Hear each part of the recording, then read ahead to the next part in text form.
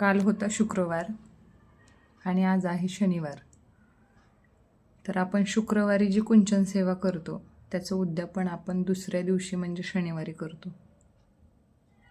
आता मी कुंचन सेवा जी मांडलेली आहे कालची शुक्रवारची, त्याचं उद्यापन मी आत्ता करणार आहे.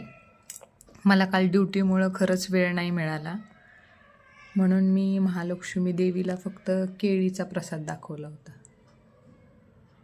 आणि रात्री खिचडी भाताचा. पण माझं मन काय मला असं मानतच नव्हतं.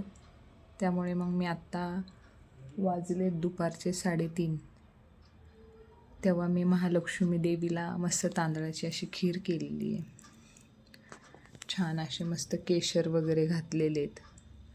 आणि आपल्या शीतलताईंनी सांगितल्याप्रमाणे महालक्ष्मी देवीची ओटी भरली होती काल. शीतलताईंच्याच आपल्या दुकानातली साडी आहे ही. म्हणजे सर्व सेवा आपल्या गुरुमुळे, म्हणजेच आपण ज्यांना गुरु मानतो. आता मी माझं गुरु तर माझ्या शीतलताईंना मानलेलं आहे, कारण की ही कुंचन सेवा आपल्याला माहीतच नव्हती काय असते ती. ही तर साऊथ इंडियन लोक करतात किंवा काही लोक करतातही ज्यांना काही माहिती आहे, पण मला तरी माहिती नव्हती कुंचन सेवा म्हणजे काय.